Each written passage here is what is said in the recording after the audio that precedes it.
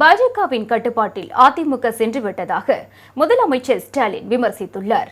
மதுரை மாவட்டம் திருமங்கலத்தில் முன்னாள் முதலமைச்சர் ஓ பன்னீர்செல்வம் தலைமையில் 50,000க்கும் அதிகமான அதிமுகவினர் முதலமைச்சர் ஸ்டாலின் முன்னிலையில் தாய் கழகம் திரும்பும் விழா நடைபெற்றது. இவ்விழாவில் சிறப்புரையாற்றிய முதலமைச்சர் ஸ்டாலின் துரோகத்தின் மொத்த உருவமாக அதிமுக மாறிவிட்டதாக கூறினார். விசுவாசத்தின் அடையாளம் ஓபிஎஸ், துரோகத்தின் அடையாளம் எடப்பாடி பழனிசாமி என்று அவர் விமர்சித்தார். எம்ஜிஆர் உருவாக்கி ஜெயலலிதாவால் வளர்க்கப்பட்ட இயக்கத்தை எடப்பாடி பழனிசாமி அடமானம் வைத்துவிட்டதாகவும் பாஜகவின் கட்டுப்பாட்டில் அதிமுக சென்றுவிட்டதாகவும் தெரிவித்தார். மக்களை பற்றி கவலைப்படாம மக்கள் கிட்ட இருந்து எல்லாத்தையும் பறிச்சா அது பாஜக.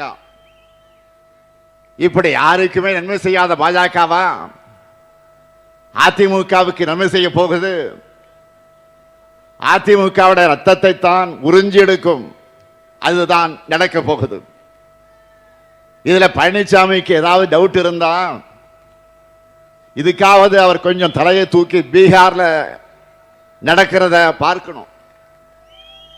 10 முறை முதலமைச்சராக இருந்த மாண்புமிகு நிதிஷ்குமார பாஜக பந்தாடிச்சு.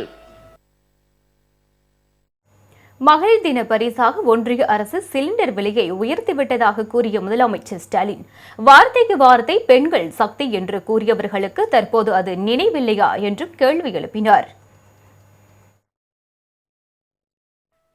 இன்னைக்கு சிலிண்டர் விலைய 60 ரூபாய் உயர்த்தி மகளிருக்கு பரிசு கொடுத்திருக்கிறாங்க. கடந்த 2024ஆம் ஆண்டு 100 ரூபாய் குறைச்சது தேர்தலுக்கான பம்மாத்துன்னு நிரூபிச்சிருக்கிறார் பிரதமர் மோடி அவர்கள். 2024